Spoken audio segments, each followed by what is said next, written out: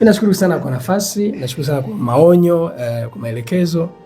Sisi ni vijana ambao tunakuwa, tunampenda Mungu sana. Na tunatamani kuona nchi yetu ikiishi katika namna ambavyo kila mmoja anaifurahia. Kwa tunapoona kuna vitu haviko sawa kwa platform ambazo Mungu ametupa, tunajaribu kupaza sauti huku na huku.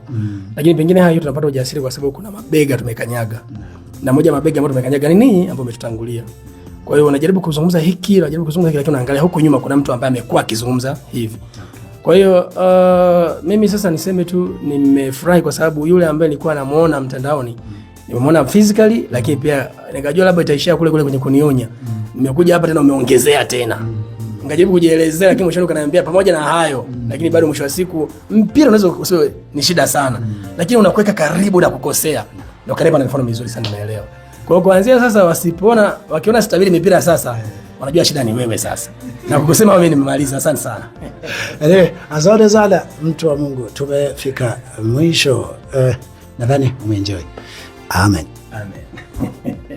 Mtu wa Mungu, leo niko na kijana wangu Dennis, ananiita mzee Mbarikiwa. Amesikia kunitembelea.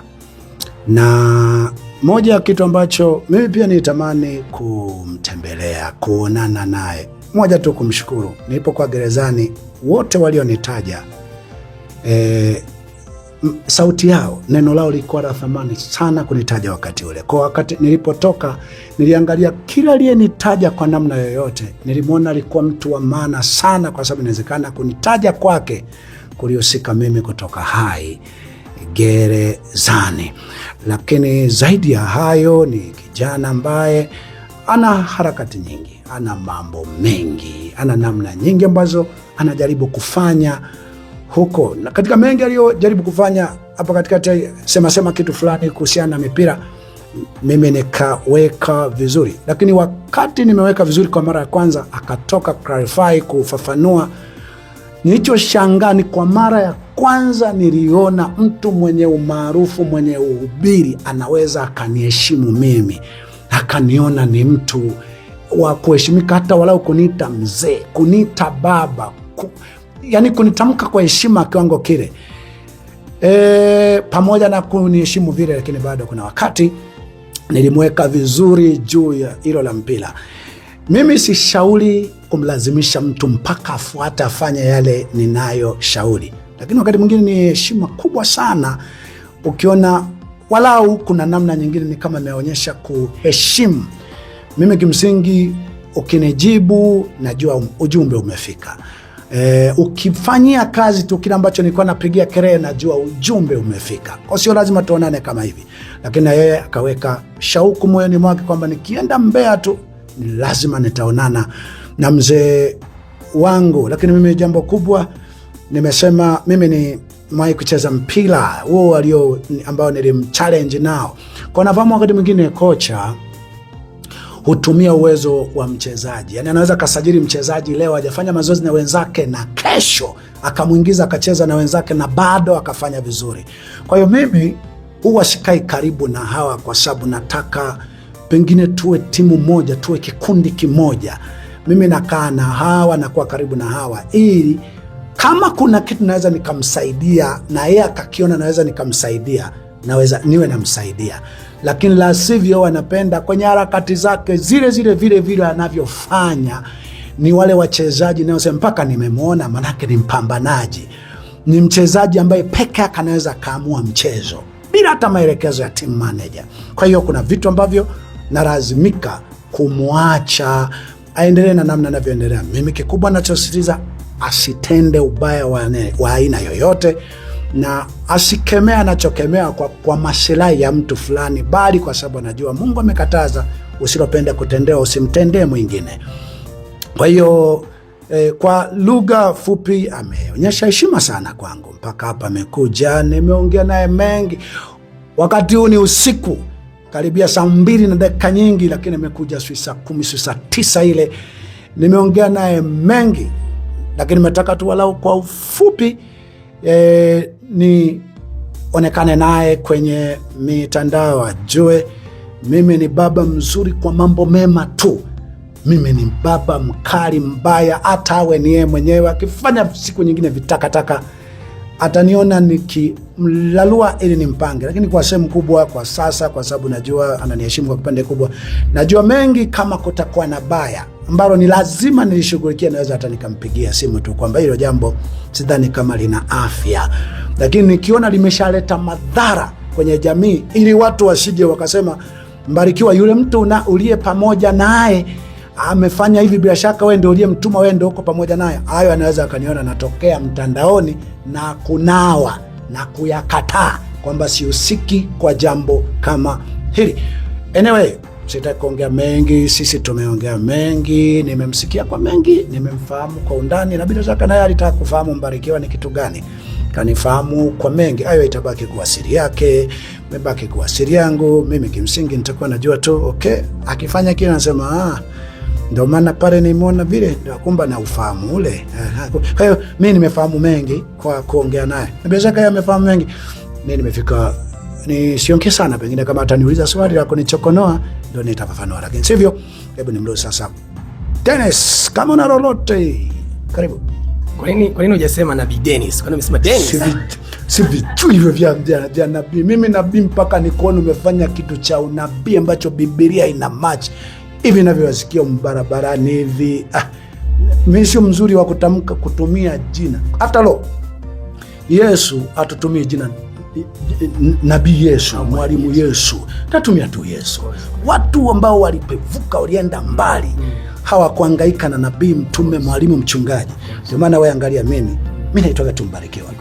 Unaweza kukuta nina makanisa ambayo ningeweza kuitwa askofu, nina kanisa ambayo ningeweza kuitwa mchungaji, lakini mimi jina linalofahamika sana ni Mbarikiwa tu. Sio Mbarikiwa kwa sababu nimebarikiwa, nilipewa hivyo. Hilo Mbarikiwa ni jina la Kinyakyusa, inasema Nsajigwa. Nsajigwa tafsiri yake ni mbarikiwa. Nilianza kutamka Mbarikiwa baada ya kuona Waswahili wengi wanashindwa kulitamka Nsajigwa kabla yule mchezaji hajakuwa maarufu aliyekuwa Yanga mwaka 2001 2002 pale. Ndio maana nilianza kutumia Mbarikiwa, baadaye nikaamua kubadilisha kabisa likawa Mbarikiwa. Yes. Nimekuuliza kwa nini hujani address kama prophet, kwa sababu swali langu la mwisho kwako nilikuuliza watu wakutambue kama nani. Ndio. Baada ya kuona sasa kwamba watu wote ni Mbarikiwa. Sasa nikataka kujua watu wakutambue kama nani. Kwa hiyo nikaamua kuchomekea kwanza. Kuna hujasema prophet, lakini lengo langu ni hili kwamba watu huko mtandao wanatamani kujua wakuiteje. Wakuite mwalimu, wakuite nabii, wakuite kuhani, wakuite nani? Kwa sababu sasa unawapa shida sasa. Mtu anataka kuaddress kwa heshima yako. Ndio. Sasa atumie jina gani sasa? Okay.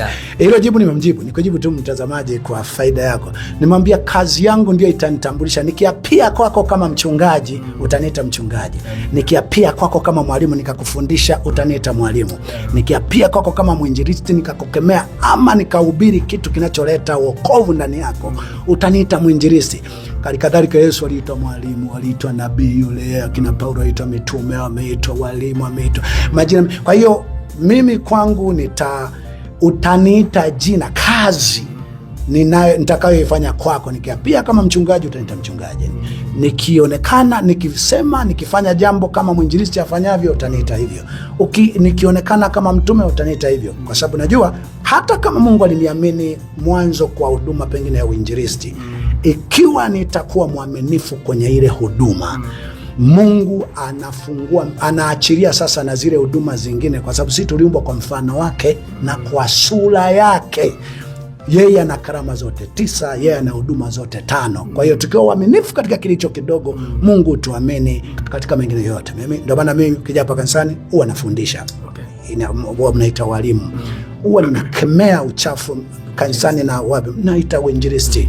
Huwa ninachunga, mnaita uchungaji. Na tabiri. Kwa tabia hii utaishia pale.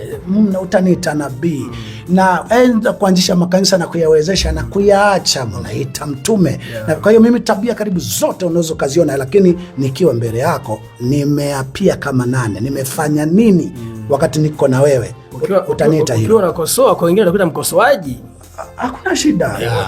Walipewa majina mbalimbali, sio tu hayo ya huduma 5. Sawa. Lakini pia kuna jambo ambalo nataka nifahamu hapa, kwamba kwa nafasi yako wewe sio mtu mdogo. Sio tu kwenye mkoa huu wa Mbeya, kwenye taifa ya Tanzania. Kwa maana kwamba ukitaka kuonana na mtumishi yoyote, inaweza siwe ngumu kwa title tu ya Mbarikiwa. Kwa nini umechagua njia hii ya kuwalipua watu wanapoonekana wamekosea? Huoni kama hii unawaharibia heshima yao waliojenga kwa miaka mingi? Tofauti na kwamba labda ungetafuta namba yake ukampigia, ukaenda ofisini kwake, ukaomba appointment, ukakaa naye kama mimi nilipokuja hivi, ukanionya Dennis ifanya hivi. Huoni kama hiyo ingekuwa na busara zaidi? Kuna sababu mbili za kufanya kitu kuwalipua, lakini kimsingi sio kuwalipua, ni kuwajenga. Lakini kuna sababu mbili. Sababu ya kwanza, kiumbe anayeitwa mhubiri mkubwa au mtu mkubwa hafikiki, haingiriki, hapokei simu, hakubali mahojiano. Wakati fulani wahi kumtafuta Mzee Kakobe, nilienda kanisani kwake, wakasema huwezi kumkuta mpaka uandike barua. Nikaandikia pale barua, nikaweka na namba ya simu, nikaupost ile barua. Sikurudishiwa jibu la aina yoyote kwamba hata amepokea, amekataa, hajaelewa. Kulikuwa na kitu nilikuwa nataka kufanya. Niliwahi kwenda kwa Mwingira pale, niliwahi kwenda na anyway, wengine hata nisiwataje. Mimi ni namba za wahubiri wengi sana. Wengi karibu unapotaka kuongea naye unakuta hata apokee simu yako, naandika ujumbe, mimi ni fulani, apokee. Lakini jambo la pili kubwa, kwa nini tuseme hadharani? Makosa yanayofanywa ambayo huwa tunayasema hadharani yanakuwa yamefanywa hadharani, yameshaonekana mtandaoni, yameshaathiri watu wengi. Wakati mwingine hata ukiongea na mtu akasema kweli hilo nimegundua ni kosa, harudi mtandaoni kwenda kulifafanua kwamba jamani, nimegundua hili ni kosa. Wale watu wanabaki wameathirika na alichokijenga mwanzoni. Kwa hiyo, lakini ni mara chache sana kuongea na mtu kumsaisha akakubali, ama akakupata nafasi ya kumsaisha. Mwisho wa siku, kwa sababu jamii inaathirika, jamii inaona kila ambacho mulikisema alikisema ni sahihi. Unapoongea kukikanusha kile, unaijengea jamii sasa picha halisi kwamba hiki hakikuwa sawasawa, chenyewe ni hiki. Yohana katika Isaya 40 amesema, itengeneze njia ya Bwana jangwani, kila palipopotoshwa patanyoshwa, kila palipoparuzwa patasawazishwa, kila bonde litainuliwa na kilima kitashushwa. Haya ameyasema Bwana. Kwa hiyo Mungu angetaka kunapotokea jambo lolote baya, ukiambiwa mhubiri utoke tena useme hili lilikuwa baya. Lakini kama sivyo, mtu mwingine yoyote, kwa sababu kuweka wazi ubaya wako sio kudhalilisha. Biblia inasema fichaye dhambi zake hatafanikiwa, bali aziungamaye atapata rehema. Kwa hiyo kuweka wazi ubaya sio kudhalilisha, ila utadhalilishwa kama umekusudia kuendelea na ubaya huo. Lakini kama hujakusudia kuendelea, kwa sehemu kubwa hiyo inakuwa tiba kwako na kwa watu wengine. Pengine umewahi kuwaza siku ukikutana nao utaweza kusema nao vizuri kwa furaha zote na wakakupokea kwa uzuri? Mfano unakutana na Mwalimu Kasege, Mwamposa na wengine wengi ambao umekuwa ukiwatupia maneno makali kwa lengo la kuwakosoa ili warekebike. Hii haikupi shida mkikutana? Mfano mzuri nilivyokukosoa wewe, nilivyokukemea wewe. Wewe umeonaje tulivyoongea na wewe? Ndio tumeongea kama adui. Mimi naona kama yangu ilikuwa kidogo na nafuu. Sasa ni nafuu. Ulionje kama mtoto pengine. Sasa ni nafuu kutegemea na moyo unaopokea. Lakini nitoke huko. Karibu wote niliowahi kuwakemea tukionana unichukulia kama masihi wa Mungu. Unipenda sana. Kuna kijana mmoja anaitwa Joshua, yuko ni nabii, aliwahi kuwa rais wa manabii, yupo Morogoro pale. Wakati na walalua, kuna siku aliponiona Iringa akasema, masihi wa Bwana nikushike tu mkono. Aliona gari yangu ina mapicha picha, baadaye akaenda akaipini kwa mbele. Masihi wa Bwana, naomba nikushike tu mkono. Wewe unayoyafanya kuchukia tunachukia, lakini unatusaidia sana. Kuchukia tunachukia, kama ni kudhuru tunaweza tukakudhuru, lakini usiache. Unatusaidia sana. Siku moja, kama alimaanisha hivyo au kumaanisha hivyo, Mwakasege aliwahi kuja kwenye msiba wa msaidizi wake mmoja anaitwa Mwangosi, alifiwa na mama yake. Akiwa amekuja pale kwenye msiba, mimi sikuwepo, walikuwepo vijana wangu, ila nafanana nao sana. Lakini Mwakasege alipoona, kwanza aliwasalimia akapita, lakini mmoja wa msaidizi wake alirudi kwa wale vijana akasema, mwalimu kanituma, si kama alimtuma au ni mtashi wake, amekuja ametaka niulize, hivi wewe ndiye mbarikiwa au sie? Sasa wale vijana iliwaondoa hayo maneno, wakaambia tu mimi ndiye. Akasema yani mwalimu anasema tunabarikiwa sana na utumishi wako, lakini pia mke wangu ni moja mtu anayebarikiwa sana na utumishi wako. Kwa nataka ufahamu, kwa kuwa ninavyokemea watu sisukumwi na chuki. Ni pendo. Biblia katika Mithali 28:23 nasema, mkemeaye mwenzake hatimaye atapata kibali kuliko ajipendekezaye kwa ulimi wake. Kwa hiyo kinachofanyika pale ni kwamba unakuwa ni upendo wa kiwango cha juu sana. Kwa mtu anaweza akanichukia hivi kwa nje, lakini baada ya muda, au akanichukia kwa sababu tu watu wanamzonga, amekusema vibaya, lakini kwenye moyo wake anasema huyu ndio rafiki wa kweli. Huyu ndio utumishi wa kweli, kumwambia wazi wazi mtu anayekosea. Kama nikitaka kuongezea kitu kidogo hapo, watu wanatamani kujua mtu akitaka kuja kuoa binti wa kanisani kwako, pengine kuna vitu wanaviangalia. Kwa hiyo kijana, kuna vigezo fulani umejiwekea kwamba vigezo hivi ndio kijana aje aoe binti wa kanisani kwangu, la sivyo siwezi kukuozesha binti yangu, kulingana na malezi ambayo umeyatoa, kwa sababu inaonekana kuwa na malezi fulani yenye msimamo fulani hivi. Pengine inaweza ikawafanya mabinti zako kabaki single muda mrefu. Nataka ujue kwamba malezi yenye msimamo hatuna pia kulazimisha, lazima wote wayatii kama yalivyo. Ni hiari, tunamwonyesha njia, lakini pia anaweza akachagua njia nyingine. Binti aliyeiva kabisa hapa kanisani hawezi kumkubali kijana yoyote, sio wa hapa au wa kule, isipokuwa kijana mwenyewe. Sisi tuna form maalum. Huwezi ukamchumbia binti kwa kumtongoza barabarani. Ujue huyo ni katikati ya mamba na kenge wapo. Ujue huyo ni kenge. Sisi binti ukitaka kumtongoza, kuna fomu unaijaza. Unakuja hapa kanisani, unaijaza ile fomu. Mimi ni fulani, nimezaliwa mwaka fulani, nasali kanisa fulani, nina watoto kadhaa, nimewahi kuzini mara kadhaa, zaidi ya mara mbili, nasema zaidi ya mara mbili, kwa sababu inaweza ukumbuki. Nimewahi, kama ni binti, nimewahi toa mimba, sijawahi toa mimba. Unaviainisha hivyo vyote na muoa kwa sababu nimeona tabia gani, mimi mwenyewe na tabia gani. Ile fomu tukiipata ndio tunayotumia kuprove maisha yako. Kama yale ulioyasema ndio unayoyaishi, binti mwenyewe ataprove. Akitaka sisi tumsaidie, tutaprove ili aepuke, kwa sababu sehemu, kwa mfano ni kijana anaoa binti ameshatoa mimba sana, akienda kujulia kule ndipo ugomvi unapoanzia.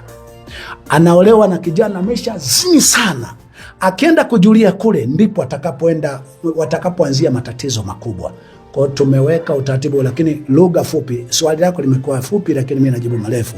Lugha fupi ni hivi: ni vigumu sana kijana wa imani nyingine akaoa binti hapa aliyeiva kabisa, kwa sababu walioiva kabisa, hata vijana wa hapa mpaka amemuoa ni shughuli kweli kweli. Hapa mpaka watu walidhaniki hatuagi na tunakataza watoto kuolewa, lakini ukweli wanaolewa.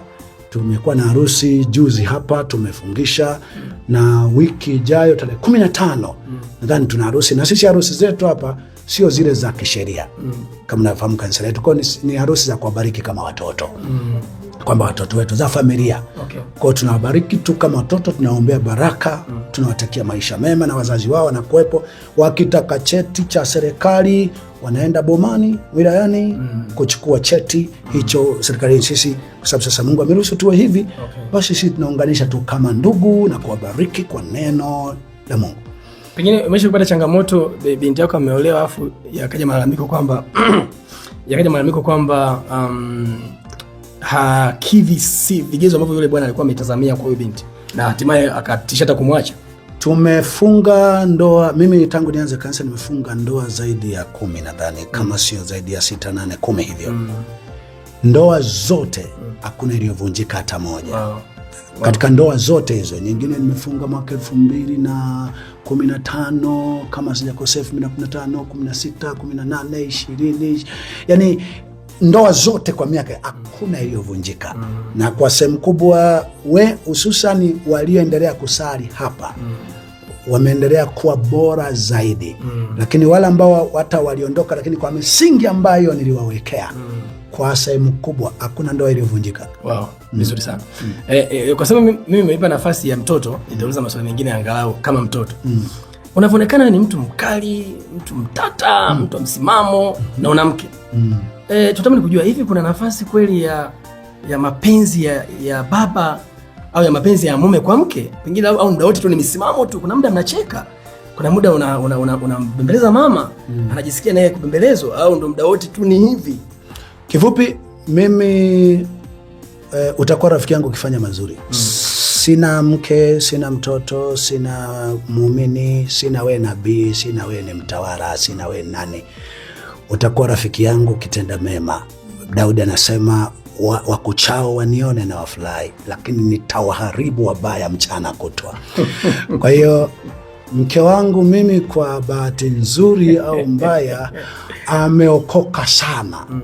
Yani hajui ubaya. Hajui ubaya toka wamelelewa na mama yao. Kwa hiyo kwa sababu hiyo, katika watu wanaojua tabasamu yangu, uzuri wangu, basi mke wangu ni watu wanaoenjoy, ambaye hawezi kuishi pengine. Mimi nikwambia Dennis, jambo ambalo siyasema pale na pengine watu waendelee kulifahamu. Mimi kama ingekuwa ni kuchagua, mimi huwa nasema hata kama ni kufa, ni vizuri aanze mke wangu, na yeye ndo anaomba hilo. Kwa sababu baada mimi nisipokuwepo, hata wanaonitesa, wanaoua mtoto wake, hawa nitesi ni mimi, wanamtesa ni yeye. Kwa sababu mimi nimemfaa kuliko wazazi wake walivyowahi kuwafaa. Lakini sio mke wangu tu, hata waumini wangu nao waona pote hapa, wengi nimewafaa kuliko wazazi wao. Wewe hapa tuko na wewe, bila shaka unaona wakina Modesta, kina Mbeyawa nani, hapo chini utaenda kuona hawa wazazi wao, jamii zao, dini zao, kwenye maeneo mengi walikuwa waingiliani. Okay. Lakini kwa mimi ninavyoingiliana nao, hawa wengi wao wako tayari kufa kwa ajili yangu. Wow. Yani wako tayari, yani hata Modesta msikize popote ukimhoji, anakuambia mimi nitukane unavyonitukana, sina la kusema, sina la kufanya. Ila ukimtukana baba yangu, kamfanyia baya baba, unaniua mimi, yani hakikisha mimi sipo. Lakini mimi nikiwepo, uanze umeniua mimi. Sasa sio Modesta tu peke yake. Okay. Ni Modesta anayeongea hivyo, lakini karibu watoto wangu wengi. Sidhani kama unaweza ukawa unataka kuniua hivi, watakuacha waue kwanza wao, wengi wao waue kwanza wao. Kwa hiyo katika mwanadamu peace, nadhani wewe mwenyewe umeona, wengi wananichukulia kama Mbarikiwa ukienda pale pengine ntiti, lakini wewe mwenyewe umeona.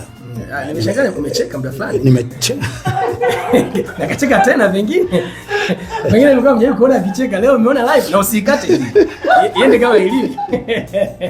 Pengine kama mtu pekee ambaye nimemfanya Mbarikiwa acheke live. No. Wanacheka sana. Wanacheka sana.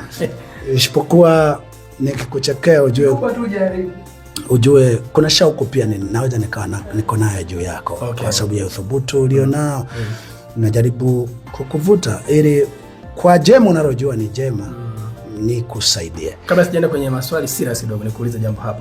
Tufunge mada. Tufunge kipengele cha kwanza. Kwenye issue ya mpira nimekusikia na nimekueleza dhima yangu au kwa nini nafanya vile, umenielewa na umenielewesha zaidi. Na nimekuelewa vizuri. Wengine wewe hakuna timu yote ambayo una hata kama penzi kwa mbali tu ikifunga unafurahi au unajisikia raha? Hakuna, iwe ndani ya Tanzania au nje, yote tu. Kabla sijaokoka chini ya mwaka 2000 nilikuwa mshabiki wa Yanga. Na katika hali yoyote mpira ni kitu ambacho kama utakifuatia kwa namna yoyote, au utaangalia ngumi hivi wanapigana mzungu na Mwafrika, automatic kwa mimi, yani wanapigana ngumi, hata ni michezo tu, kwa mimi wanapenda apigwe mzungu. Yani ni automatically.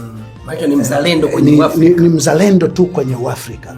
Kwa hiyo hata masuala ya mipira haya, kuna wakati mwingine mipira michezo unaweza kuutumia kama mifano ya mtu kupiga hatua ya neno la Mungu. Paulo aliwekea mfano kwamba washindanao katika michezo hapati taji isipokuwa wameshindana kwa halali, wakimbiao mbio na nini. Kwa hiyo michezo unaweza kaitumia. Kwa hiyo ni kitu ambacho automatically unaweza ukikuta hawa wanashindana ukataka huyu ashinde. Ndio.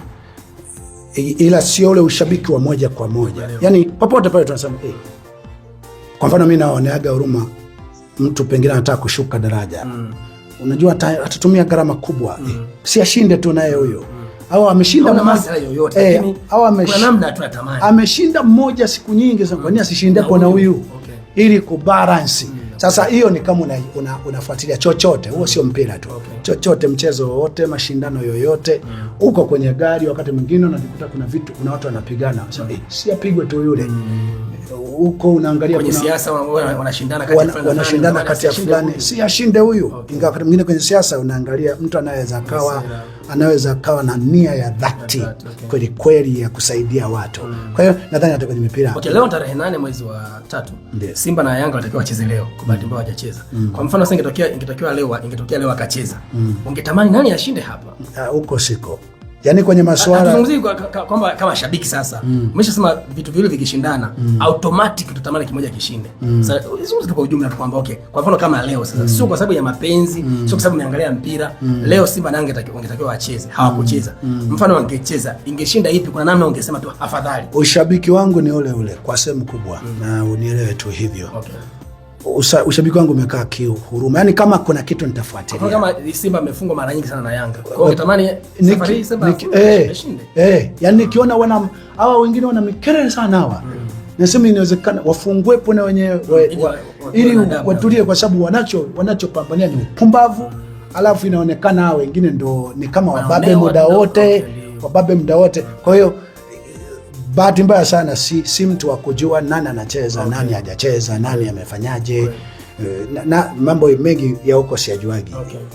Lakini ikitokea yani umetoka nimekapia zamani ilikuwemo ile namna ya kwamba Yanga ndio ilikuwa timu yangu. Kwa ilikuwa karibu kila ninapoona wanacheza nataka washinde. Lakini kwa sasa sio huyo. Sio huyo. Yaani sasa hivi hata wao Yanga wakiwashinda sana wanaoita Simba afu wakawa na maneno yenye kudhi. Na nasema hao wote wanachofanya ni mambo ya ovyo ovyo. Alafu wanatangaza naye kidogo ashinde angalau. Na washinde ili wapunguze maneno hao. Sasa nimekuelewa. Yes. Tuje kwa mambo serious kidogo. Inawezekana nisipate nafasi ya kuongea na wewe tena. Mwaka huu ni kwa maana ya kuonana kwa kirahisi. Mwaka huu ni mwaka wa uchaguzi. Wewe kama mtumishi wa Mungu, una rai gani kwa wagombea watakaojitokeza hapo mbele? Nini matamanio yako kwenye uchaguzi mkuu hasa kwenye nafasi za juu kabisa? Nini ambacho unatamani wewe kama wewe? Kwamba wakikisikia hicho, yeye kama ndio dira kwamba Mbarikiwa angetamani atakuja kuongoza hii nchi apite hapa. Nini hasa? Nini pengine? Hilo swali nilijibu kabla uchaguzi wa serikali za mitaa. Okay. Alinioji moja ya mwandishi, sio kwa channel gani yule. Nilijibu Mpala. Nikasema hivi, kwa hali ya mioyo ya wanasiasa na wanadamu wa sasa, mimi nionavyo wangesimamisha uchaguzi kabisa. Kwa sababu tuna watu walio tayari kupata madaraka au kubaki kwenye madaraka kwa kumfanya yeyote chochote. Sasa kuna haja iwepo sauti inayoweza ikatoa moyo wa unyama ulioingia kwa mwanadamu, aweze kujua ubinadamu wako sio madaraka. Fika mahala ungeweza kuwa kiongozi, ukiweza kuwa kiongozi watu wangekutaka bila nguvu kubwa hiyo. Once watu wanakukataa, ungekuwa na ubinadamu, ungeachana na masuala ya uongozi, kwa sababu maisha sio mpaka wewe kiongozi. Kwa hiyo mimi ukiniambia masuala ya uchaguzi huwa na kabla wengine wa Chadema wajaanza hii no reform, no election, kabla wajaanza mimi niliongea kule nyuma nikasema kwa hapa mlipo msifanye uchaguzi wote, mtaingia kuumia, kunungunika, kwa sababu mimi nionavyo tuna viumbe wako tayari kubaki madarakani au kupata madaraka kwa kumfanya yeyote chochote. Sasa tukiwa katika hali hiyo, hatujageuza mioyo hiyo, tunakuwa tunaingia kwenye maumivu tu ambayo hayana suluhisho. Afadhali tungeelewa tungeelewana kule mwanzoni. Sasa pengine labda hii ya watu waliolelewa katika kumjua Mungu na kuwa na hofu ya Mungu, kuto kujitokeza kuchukua nafasi labda za ubunge, baadaye kuteuliwa kwa mawaziri ili kwa ajili ya kuambukiza hii roho ya Mungu, roho ya huruma, roho ya upendo ndani ya watu. Labda nyinyi mmetuchelewesha. Makanisa yanajiandaje yanakabiliana na changamoto hii? Wewe umejaribu kuandaa hata vijana ambao unasema miaka 2-3 ijao waende wakachukue nafasi hata za ubunge na nini, hatimaye waambukize hii roho ya wema, upendo, ucha Mungu kwenye taifa? Nataka ufahamu kwamba mifumo iliyotengenezwa na wazungu, njia za kupatikana kwa watawala wa Kiafrika ambacho wakakita demokrasia, wamekiseti automatically mtu mwema asijaribu kupenya kuwa kiongozi.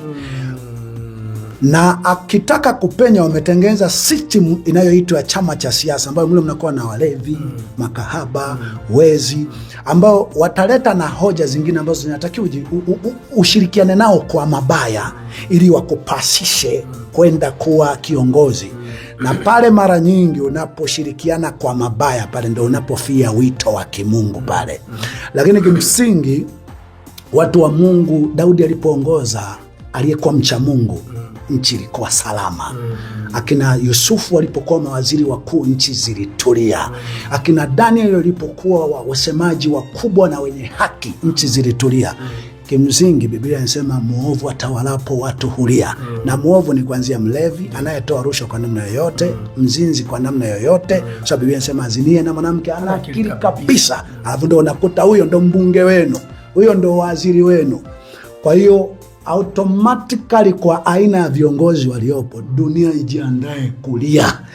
Na sehemu kubwa ya wachungaji, wahubiri, mtu wa Mungu akisema ngoja mimi niigize uchafu lakini nipate madaraka, wengi wao huwa wanaishia kwenye uchafu. Anachafuka tu, madaraka hapati, na akipata anapata wakati ameshachafuka. Lakini movement ya watu wa Mungu kuja kushika nafasi za juu, mimi wanasema inatakiwa iendelee. Ila watu wa Mungu waamini katika njia isiyo wa mfumo wa kisiasa hivi. Ni kweli ni kama ni kitu kisichowezekana, lakini wahi kumwambia mtu mwingine kwamba kuna chuma kisichoyeyuka kikipata joto la kutosha. Kwa hiyo watu wa Mungu wangetaka kupitia njia ya kimungu tu, wasizamishwe kwenye mfumo ya kisiasa, wapige tu kelele. Inaitwa nguvu ya umma, sio nguvu ya umma ya watu Chadema hiyo. Nguvu ya umma, watu wa Mungu waseme tu no, haki. Vyama viwepo, na vyama ambavyo misingi yake isiwe hayo mengine. Chama tu, tuje hapa tuseme ni sisi tunataka kukomboa jamii hii, tunatumia katiba ni Biblia, wakubaliwe. Sasa hiyo najua hawezi kukubali, lakini watu wa Mungu wakiendelea kupush, wakasimama na maombi yao kukemea mabaya, mioyo ya watu inaweza ikatoka kwa watawala ikaelekea kwa watu wa Mungu hao. Na automatically wale watawala wanaweza wakatishika, wakafika mara no, ifike mara either tugawane madaraka na watu hawa au tuwapishe. Watu wasiofahamu historia ya kanisa, wakati wanateswa sana, kuna wakati fulani mfalme mmoja akasema ngoja niwasikilize Konstantino. Ndio aliposikiliza, mbona wana vitu vya maana sana, tunaoa kwa ajili ya nini? Mimi ndo nilia hapa nitawamaliza. Lakini kumbawa ndo wana njia rahisi ya ubinadamu. Kwa hiyo akawachomeka kwenye mamlaka, ingawa kwa bahati mbaya kanisa na watu wa Mungu akipata mamlaka ulaji, huwa maombi yanaondoka, unyenyekevu unaondoka, mwisho wa siku ndipo kanisa likuja kuharibikia. Sasa hawa watu ambao kwenye nafasi za uongozi serikalini, ndio wengi wana dini zao. Kuna Waislamu, kuna Wakristo. Wewe tuongee upande wetu sisi kwa Wakristo. Pengine kuna utaratibu wote ambao ungeandaliwa sasa wa kwa semina hao waliookoka ambao kwenye system huko, labda tuseme labda kanisa fulani lina waziri, kanisa la mtumishi fulani na mwanae ni waziri, mtumishi fulani na mwanae ni mbunge mahali fulani. Pengine ingetakiwa itokee semina fulani kwamba wa kiroho ukiingia hakikisha unakuwa tofauti, kama ilivyokuwa kwa Shadrach, Meshach na Abednego, kwamba haya kubali kwa namna yote ile, usiyafuate. Ingesaidia kwa namna moja ama nyingine kuleta usawa fulani. Au ndio hii kwamba mwenye utu tu akionekana anakatwa mbali ili asiendeleze. Kwa bahati mbaya sana ni kwamba hatuna kanisa lililoandaa waumini wake walio tayari kufa kwa ajili ya haki. Yaani hakuna kanisa lililohubiri kwamba unatakiwa kuwa mtu ambaye ukiwa kazini popote uwe tayari kupoteza kazi, uwe tayari kuwawa kwa ajili ya kusimamia haki. Tuna makanisa ya watu ambao wameenda kuchukua chochote serikalini wawezeshe makanisani. Ndio maana hatuna watu walio kwenye ofisi humo wanaopushi haki. Sehemu kubwa ukitaka ukutane na watu wenye roho mbaya wanaoweza kukufanyia vibaya kwenye huduma yote unayohitaji, basi mtu atakayesema Bwana asifiwe ndio wenye roho mbaya, kwa sababu ile ndio njia ya kujipendekeza kwa mamlaka za juu, waonekane kwamba wanafuata sheria. Lakini unaweza kukuta lipagani lilevi kabisa ndio lina huruma, liko tayari kama ni kazi nifukuze tu, lakini wewe anaonewa.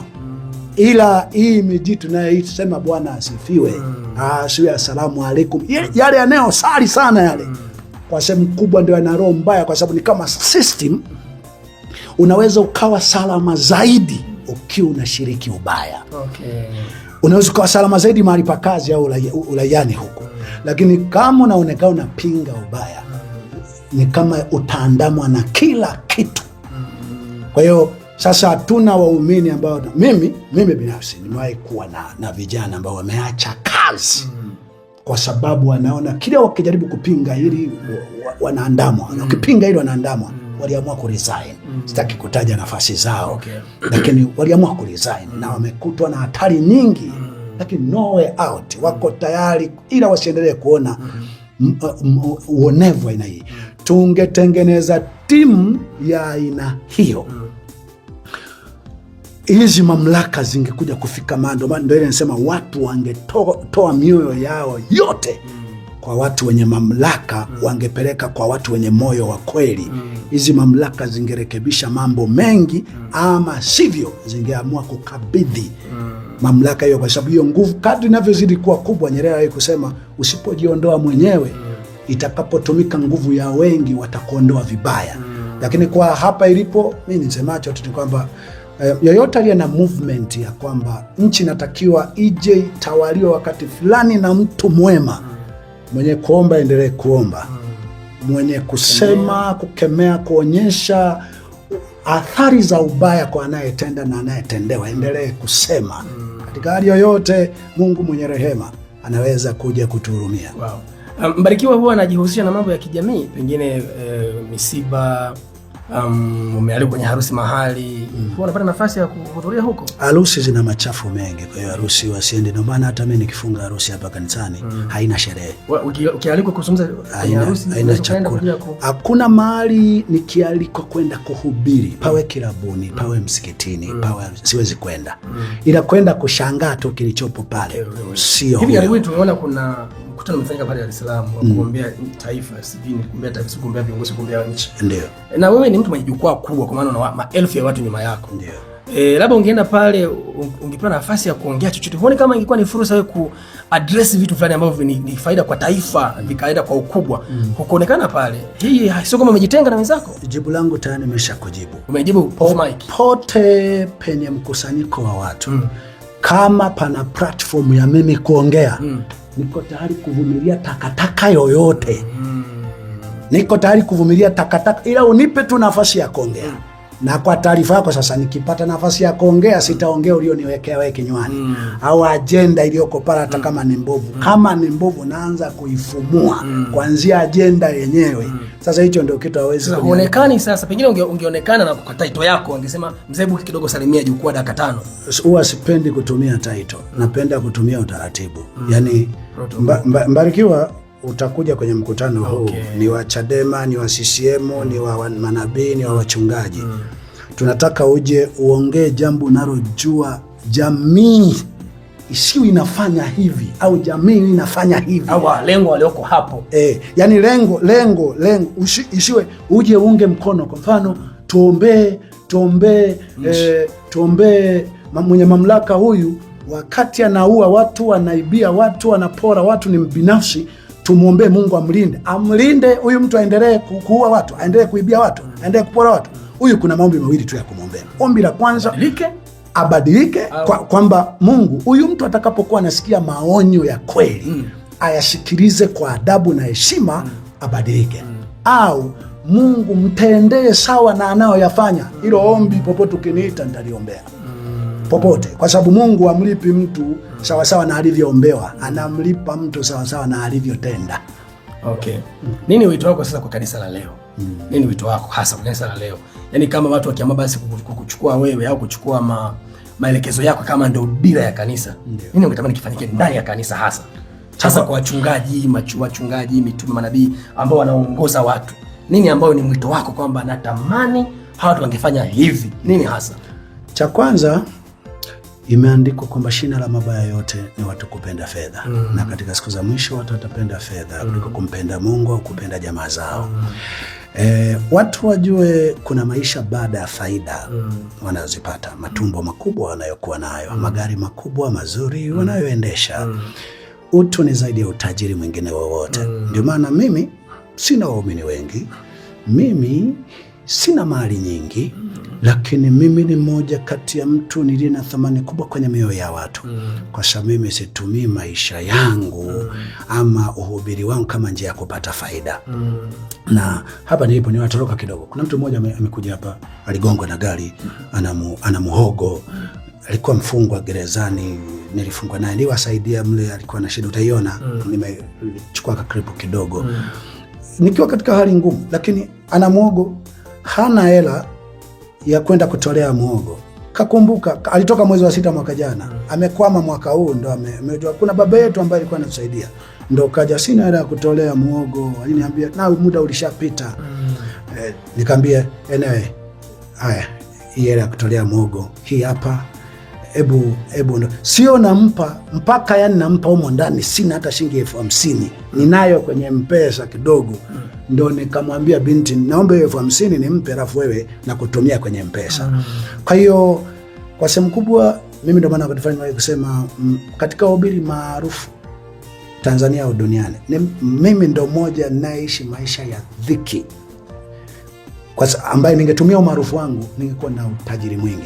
Lakini mimi nimetanguliza nini? Mtu ni zaidi ya fedha. Upotovu na ukengeufu wote huu unaohubiri kuwa wanafiki, kuwa ndumila kuwili, kuwa nyoka, ni kwa sababu ya maslahi ambayo uyapata kwa aidha kwa wenye mamlaka, kwa sababu ya maslahi, kwa anakuwa tayari kunyamazia lolote, kusifia chochote. Sasa wajue kuna maisha baada ya ulaji huo, kuna maisha baada ya kuwa salama wakati wengi wanalia, kuna maisha baada ya hayo. So nini wafanye sasa? Kuna wasemaji wanasema ilitabiriwa. Hakuna watakachofanya. Wengi wanakuambia tunatamani kuwa kama wewe, lakini kwa kweli hatuko tayari kufa. Kwa kweli hatuko tayari kupata madhara juu ya jambo hilo. Kwa hiyo mimi off camera nimekujibu kwamba sihubiri ili tu wabadilike. Biblia inasema katika Ezekieli 2 kuanzia mstari wa 3 kwamba nakutuma kwa watu wanaoasi sana. Wanaasi sana. Sio kwamba watabadilika, ila watajua tu alipata kuwako nabii miongoni mwao. Wow. Yeah. Wow. Nadhani kwa leo maswali yangu yameisha, lakini mke wangu aliniambia jambo moja.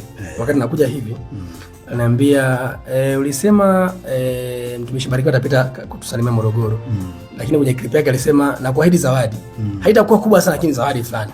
Ananiambia mimi naomba nipokee zawadi. Sasa ataona hii clip. Ndio. Ataniuliza hii zawadi iko wapi? Ndio. Mjibu hapa hajasikia. Jibu la zawadi yangu. Amen.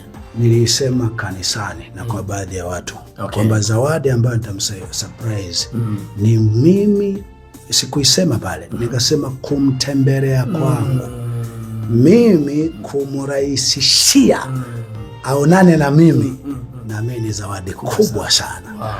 Kwa hiyo hiyo zawadi watoto wangu niliwaambia natima umeitimiza leo, na natima ndio maana nimekurahisishia sana. Kweli. Kimsingi mimi si mtu kama hapa ulipo, hapo una namba yangu. Kweli. Na kuna muda fulani nasema kuna watu walinipa namba, nikamwambia taja. Yaani hapo nitaka nijue aliyekupa nani. Kwa sababu kila aliye na namba yangu mimi namjua, ama nisipomjua ana amri usitoe namba bila kupata kibali kwangu. Kuna sababu nyingi, lakini hizo achana nazo za kutokuwa na namba yangu, kutokuwa wazi kivile. Kwa hiyo ukiona mimi Mbeya hapa, nafahamu, nimekwambia off camera, nafahamu kisiwa wachungaji wawili si watatu, ila wengi wananifahamu. na mimi kunifikia sio jambo rahisi. Mimi kukutembelea sio jambo rahisi. Mimi nikogo kanisani tu. Kwa hiyo mimi nikikupa mlango watuongee, tuonane, niongee na wewe vyovyote utakavyonichukulia ni jambo kubwa. Kwa hiyo ndo zawadi ambayo nilisema nitakusurprise. Na mimi nimeipokea. Asante sana. Nashukuru sana kwa nafasi, nashukuru sana kwa maonyo, kwa maelekezo. Sisi ni vijana ambao tunakuwa, tunampenda Mungu sana. Na tunatamani kuona nchi yetu ikiishi katika namna ambavyo kila mmoja anaifurahia. Kwa tunapoona kuna vitu haviko sawa kwa platform ambazo Mungu ametupa, tunajaribu kupaza sauti kuna huko. Lakini pengine hayo tunapata ujasiri kwa sababu kuna mabega tumekanyaga. Na moja mabega ambayo tumekanyaga ni nini ambao umetutangulia. Kwa hiyo unajaribu kuzungumza hiki, unajaribu kuzungumza hiki, lakini unaangalia huko nyuma kuna mtu ambaye amekuwa akizungumza hivi.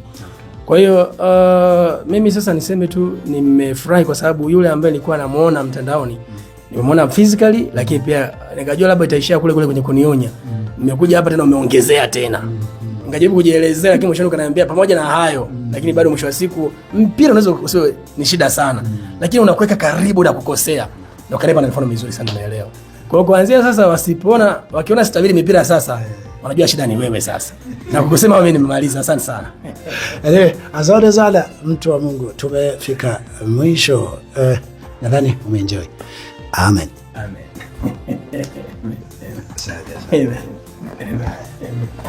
Mungu wa rehema, Mungu wa neema, Mungu wa baraka, Mungu aliye kweli. Mimi ni mjumbe wako tu. Sikuwa wa kuwa na thamani machoni pa mwanadamu yoyote. Hata nikiwa na thamani, ni wewe umeweka thamani hiyo kwenye moyo wa mtu huyo. Jambo kubwa na ombi langu, ukaribu wowote naweza kuwa nao na mtu ukawe na faida kwake. Usiwe na hasara kwa namna yoyote kwa familia yake na jamii yake. Kijana huyu katika hali yoyote. Maombi yangu haya yakafanye roho yake iwe na kibali machoni pako. Kamuongoze na kuomba tu Mungu kamuongoze kwa rehema zako na pendo lako. Ni kijana, damu inachemka, wana mashauri mengi, wana watu wengi, na leo wameniona mimi pamoja naye. Bila shaka wako watakaompongeza, wako watakaomshambulia. Vyovyote vile wampongezao, wamshambuliao, yote hayo yakasababishe hekima kuongezeka na kukua ndani yake. Akawe kijana mwenye kuogopa kuharibu, kupata faida na mapato ya laana. Kamuongoze Mungu kwa maombi haya. Najua yuko mbali, hatujaongea mengi na nikana tusiongea mengi, lakini wewe ni kiongozi mzuri, wewe ni mwalimu mzuri, unaweza kumsaidia. Mimi kwa msaada wako pale itakapobidi, mimi nitatamka jambo lolote kwenye maisha yake. Katika yale atakayofungua mlango, naamini kabisa utamsaidia. Lakini katika mengine yote kwa maombi haya naomba kamuongoze katika njia isiyo na majuto. Katika jina la Yesu na kushukuru Mungu. Amen. Asante sana. Asante sana. Haya baba. Asante sana.